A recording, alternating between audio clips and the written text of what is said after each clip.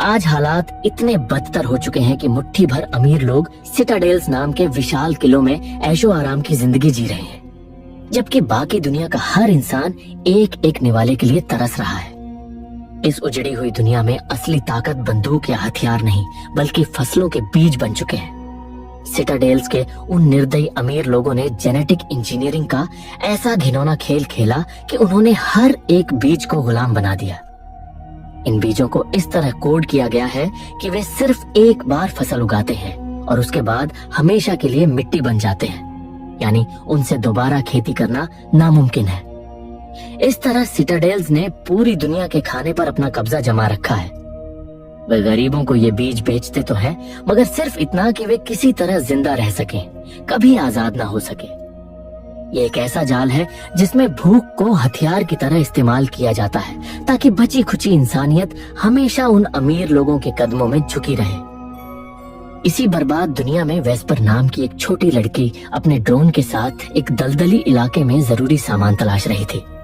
वह मिट्टी खोदकर किसी अजीब पौधे की जड़ निकालती है और उसे अपने बैग में रखकर घर की ओर चल पड़ती है। वेस्पर के पिता डेरियस कभी एक सैनिक थे, मगर अब पूरी तरह से पैरालाइज्ड हो चुके हैं और बिस्तर से उठ भी नहीं सकते। इस डिस्टोपियन दुनिया में उनका शरीर भले ही उनका साथ नहीं देता, लेकिन उनका दिमाग एक उड़ने वाले ड्रोन से जुड़ा हुआ है जो उनकी आवाज और आंखों का काम करता है। यही ड्रोन हमेशा वेस्पर के साथ रहता है और उसी के जरिए डेरियस उससे बात करते हैं और खतरनाक हालात में उसे रास्ता दिखाते हैं। वेस्पर अपने पिता से बेहद लगाव रखती है और उन्हें ठीक करने या उनका ख्याल रखने के लिए ही वह बार बार खतरनाक इलाकों में जाती है। वेस्पर अपने पिता को खाना और दवाई देकर फिर से बाहर निकल जाती है। घर से थोड़ी ही दूरी पर एक खंडहर बन चुकी इमारत में वेस्पर का छोटा सा लैब है, जहां वह नए नए प्रयोग करती है ताकि ऐसी खेती तैयार कर सके जो इस तबाह हो चुकी दुनिया में भी उग सके। वह अभी अपने लैब में काम ही कर रही थी कि अचानक उसे किसी की आहट सुनाई देती है। ड्रोन के जरिए डेरियस तुरंत वेस्पर को वहां से निकल जाने की चेतावनी देते हैं। वेस्पर घबराकर बाहर भागती है और देखती है कि एक अजीब सी औरत लोहे के स्क्रैप को घसीटते हुए कहीं ले जा रही है। कुछ देर बाद वेस्पर घर की ओर लौटती है, मगर तभी उसे एहसास होता है कि घर के अंदर कोई अजनबी घुस आया है। वह अपना चाकू कसकर पकड़ती है और धीमे कदमों से अंदर बढ़ती है। घर के भीतर हर चीज बिखरी हुई थी और किसी ने जनरेटर को बुरी तरह नुकसान पहुंचाया था। वेस्पर बिना देर किए पास ही अपने अंकल जोन्स के कैंप की ओर भागती है। वहां अभी अभी एक भयानक हादसा हुआ था। एक जेनेटिकली इंजीनियर्ड गुलाम, जिसे जग कहा जाता है, बुरी तरह घायल पड़ा था। जोन्स अपने बेटे मो को एक चाकू थमाता है और उससे कहता है कि उसे इस दर्द से आजाद कर दो। मो घबराते हुए आगे बढ़ता है और कांपते हाथों से उस जग को मार डालता है। जब वेस्पर अपने चाचा जोन्स के पास पहुंचती है और बताती है कि किसी ने उसके जनरेटर को तोड़ने की कोशिश की है और उसके अंदर मौजूद वो बैक्टीरिया जो ऊर्जा बनाते थे पूरी तरह खत्म हो चुके हैं, इसीलिए क्या वे उसे कुछ बैक्टीरिया दे सकते हैं? यह सुनते ही जोन्स के चेहरे पर एक ठंडी बेरुखी उभर आती है। वह साफ शब्दों में कह देता है कि इसमें वह उसकी कोई मदद नहीं कर सकता।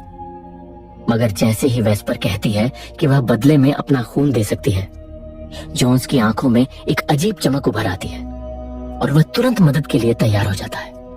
दरअसल इस तबाह दुनिया में अब पैसे या सोने की कोई कीमत नहीं बची थी।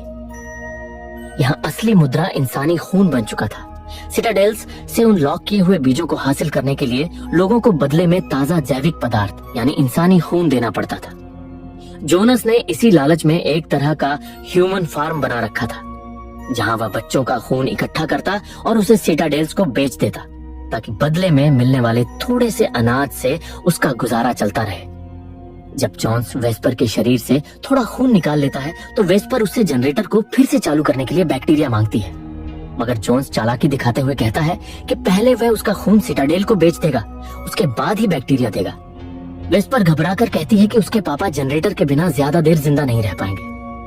वह गुस्से में अपने खून की बोतल वापस लेने लगती है, मगर जोन्स बेरहमी से उसे घर से बाहर धक्का देकर निकाल देता है। लेकिन वेस्पर हार मानने वालों में से नहीं थी। वह चुपके से पीछे के रास्ते से जोन्स के ठिकाने में घुस जाती है, जहां वह उन ऊर्जा बनाने वाले बैक्टीरिया को छिपा कर रखता था। वेस्पर जल्दी से कुछ बैक्टीरिया एक बोतल में भर लेती है, मगर जाते वक्त उसकी नजर एक छोटे कमरे पर पड़ती है, जहां जोन्स सिटाडेल से खरीदे गए बीजों से पौधे उगा रहा था। वह मौका देखकर कुछ बीज भी चुरा लेती है और तुरंत घर की ओर निकल पड़ती है। बाहर अब गहरा अंधेरा छा चुका था वह बिना रुके दौड़ती हुई घर पहुंचती है और चुराए हुए बैक्टीरिया से जनरेटर को दोबारा चालू कर देती है। अगली सुबह वेस्पर के पिता डेरियस उसे पूछते हैं कि जोन्स ने उसे ये बीज किस चीज के बदले दिए हैं। वेस्पर सच बता देती है कि उसने ये बीज चुराए हैं। ये सुनकर डेरियस तुरंत उसे आदेश देते हैं कि वह उन बीजों को उसी जगह वापस रखाए, इससे पहले कि जोन्स को चोरी का पता चल जाए। मगर वेस्पर साफ इनकार कर देती है। वह कहती है कि वह इन बीजों पर रिसर्च करेगी और यह समझने की कोशिश करेगी कि सिटाडेल वालों ने इन बीजों में ऐसा क्या बदलाव किया है कि वे सिर्फ एक ही बार पौधा उगाते हैं। वह कहती है कि वह इन बीजों को अनलॉक करेगी ताकि उन्हें कभी फिर सिटाडेल से खाने के लिए भीख न मांगनी पड़े। लेकिन डेरियस उसे समझाते हुए कहते हैं कि इन बीजों को अनलॉक करना नामुमकिन है और वह यह कभी नहीं कर पाएगी, इसलिए अपना समय बर्बाद मत करो। ये सुनकर वेस्पर गुस्से में वहां से निकल जाती है और घने जंगल की ओर भाग जाती है। वह अभी अपनी सांस संभाल ही रही होती है कि अचानक उसे किसी अजीब आवाज का एहसास होता है। जब वह आगे जाकर देखती है तो वहां एक लड़की बुरी हालत में पड़ी होती है और कुछ अजीब जीव उसके पूरे शरीर से खून चूस रहे होते हैं। वह लड़की किसी आम इंसान जैसी नहीं दिख रही थी, मानो वह इस दुनिया से ही अलग हो।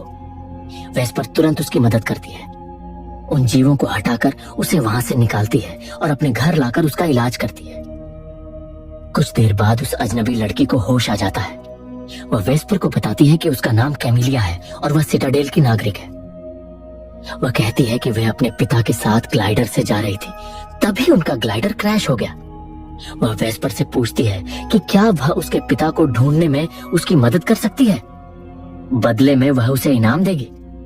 वेस्पर उसकी मदद करने के लिए तैयार हो जाती है और कहती है कि वह अगली सुबह से उसके पिता को ढूंढना शुरू करेगी। रात को वेस्पर उसे खाना देती है और बताती है कि उसके पिता पहले सिटाडेल आर्मी में थे, मगर एक हादसे में घायल होने के बाद से वह पैरालाइज्ड हो चुके हैं। ये सुनकर कैमिलिया उससे कहती है कि अगर वह दोनों को सिटाडेल ले जाए तो वहां उसके पिता का इलाज हो सकता है। दोनों अभी बात ही कर रहे थे कि अचानक डेरियस की तबीयत बिगड़ने लगती है। उसकी सांसें धीमी होने लगती हैं और ऐसा लगता है जैसे वह मरने वाला हो। वेस्पर अपने पिता को उस हालत में देखकर घबरा जाती है और रोने लगती है। तभी कैमिलिया धीरे से आगे बढ़ती है और डेरियस के मुंह के पास जाकर हल्की सी फूंक मारती है। अगले ही पल चमत्कार की तरह डेरियस की हालत शांत हो जाती है और उसकी सांसें सामान्य हो जाती हैं। कैमिलिया ने किसी रहस्यमयी तरीके से उसकी जान बचा ली थी। अगली सुबह जब वेस्पर जंगल में कैमिलिया के पिता को ढूंढ रही होती है, वह अपने पिता को बताती है कि पिछली रात कैमिलिया ने किसी जादू की तरह उनकी जान बचा ली थी। शायद सिटाडेल में रहने वाले लोगों में कोई अनोखी शक्ति होती है।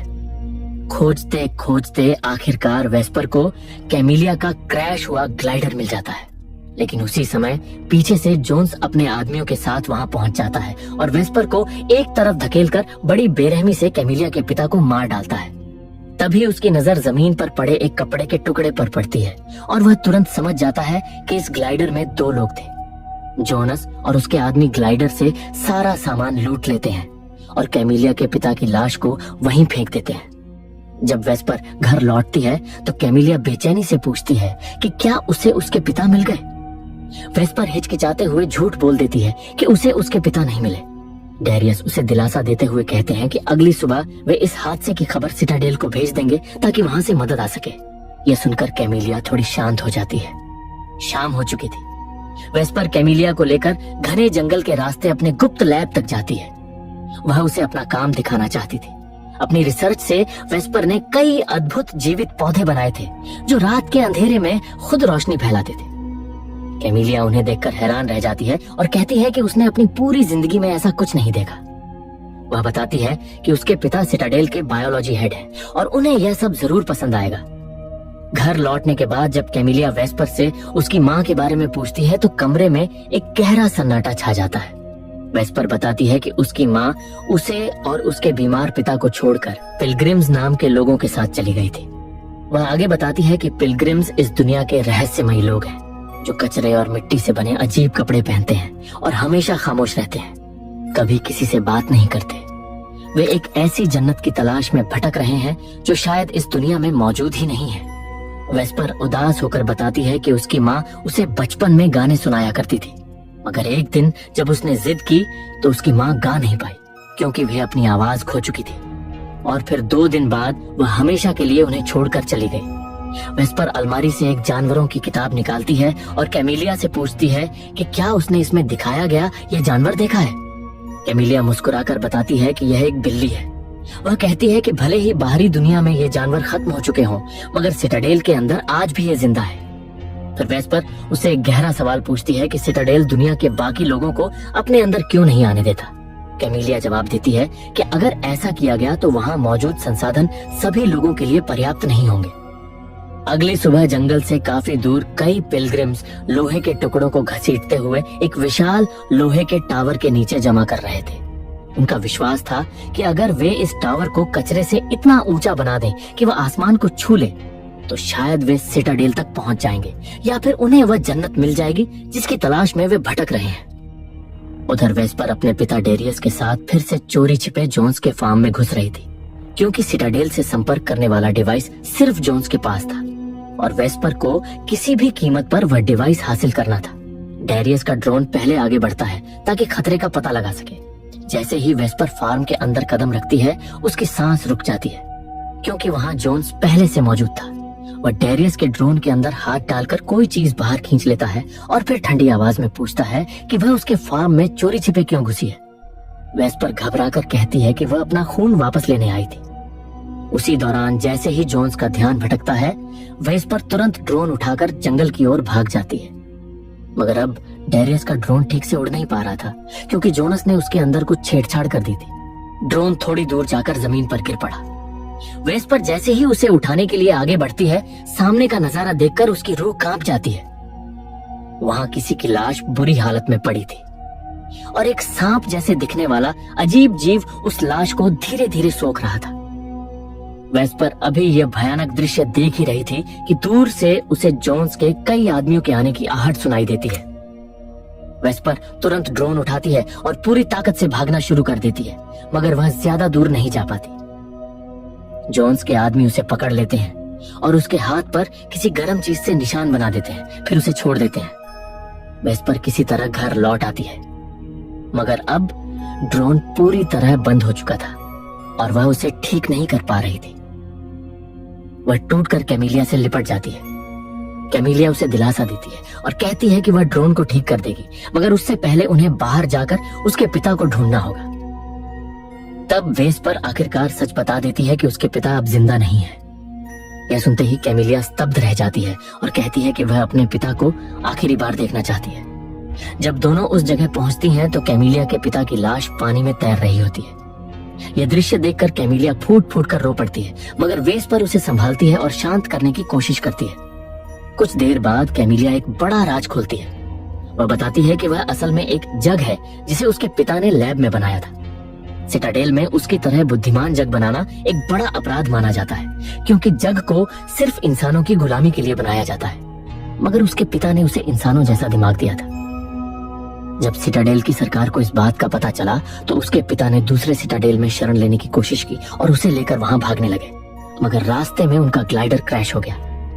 वेस्पर गुस्से में पूछती है कि क्या इसका मतलब ये है कि जो वादा उसने किया था कि वह उसे और उसके पिता को सिटाडेल ले जाएगी, वह सब झूठ था, क्योंकि वह खुद सिटाडेल से भागी हुई है।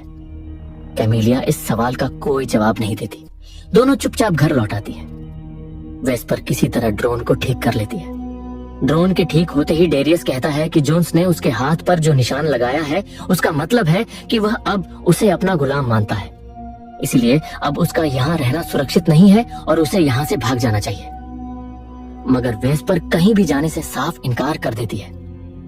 उधर दूसरे कमरे में कैमिलिया अपनी जान लेने ही वाली थी कि ठीक उसी समय वेस्पर वहां पहुंच जाती है और उसके हाथ से चाकू छीनकर दूर फेंक देती है।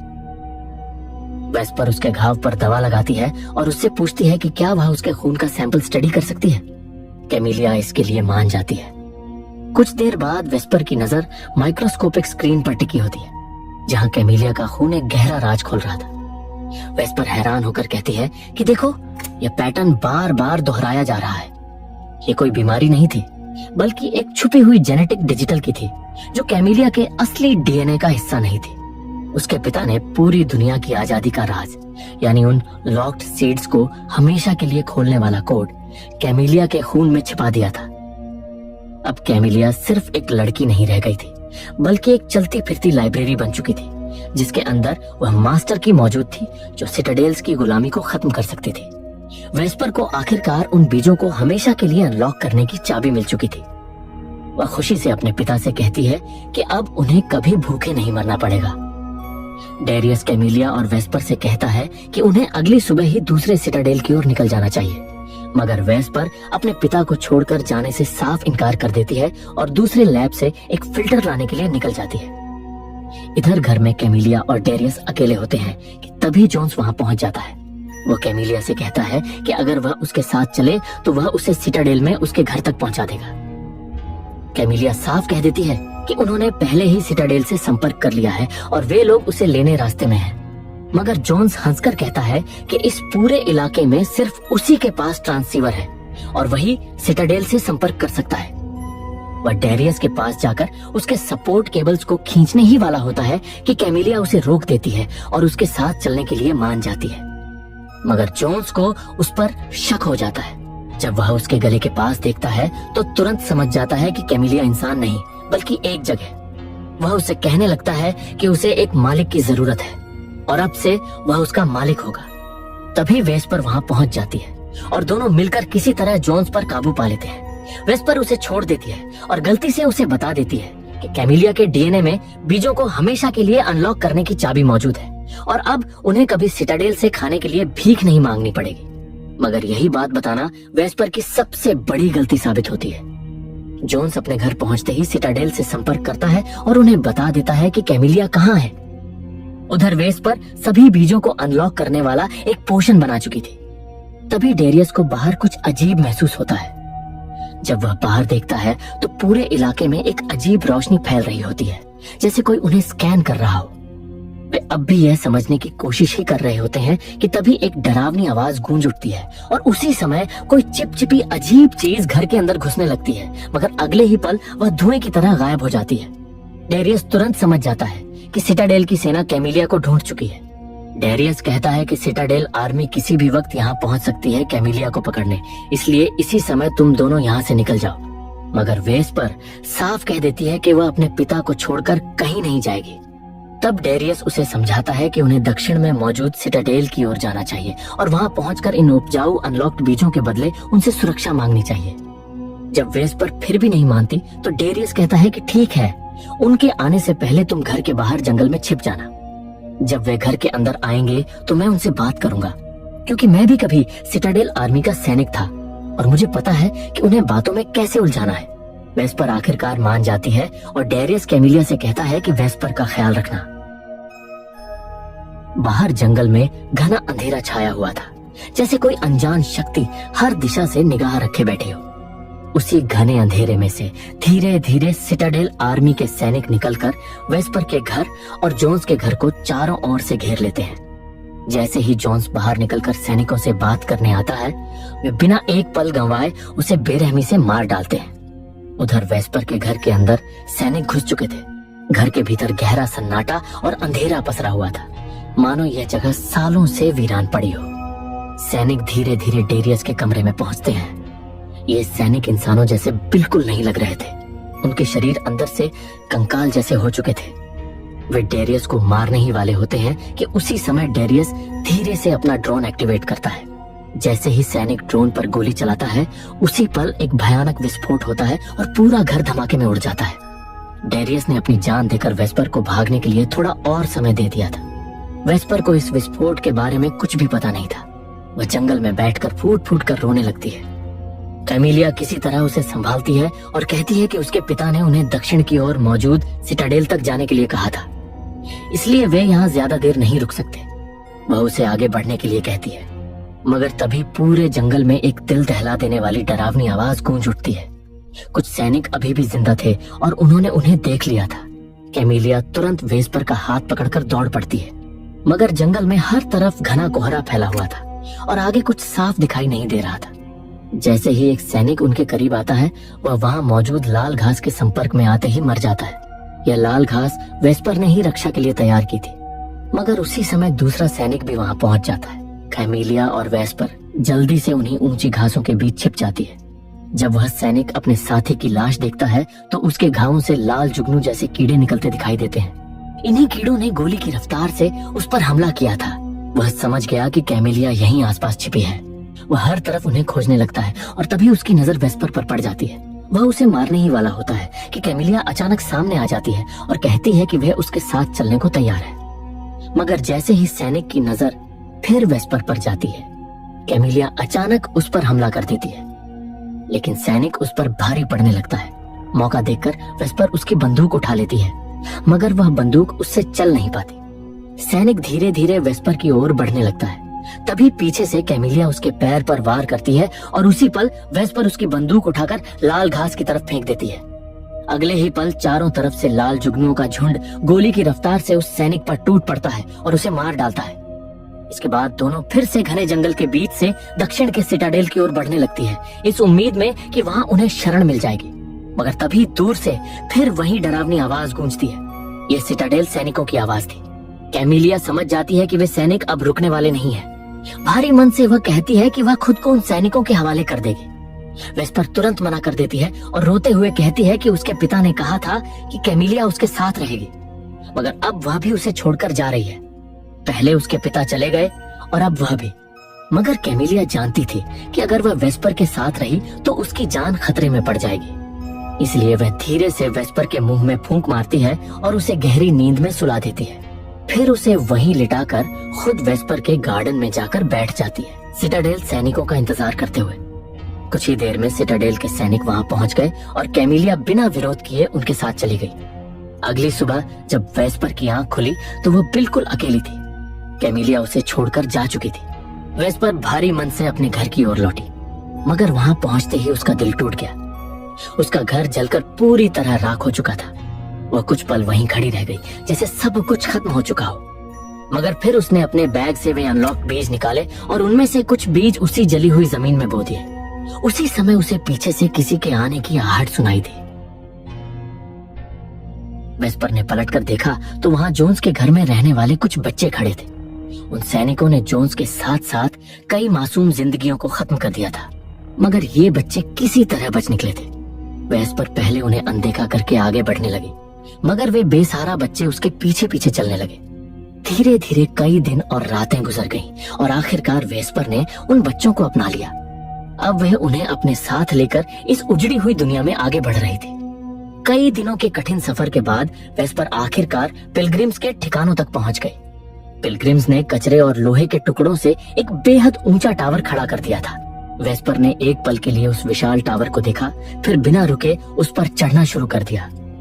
धीरे धीरे चढ़ते हुए वह टावर की चोटी तक पहुंच गई और वहीं से उसने पहली बार दूर खड़े उस रहस्यमय सिटाडेल साम्राज्य को देखा। वेस्पर ने अपने पास बचे आखिरी बीज निकाले, उन्हें अपनी हथेली पर रखा और फिर हवा की तरफ उछाल दिया।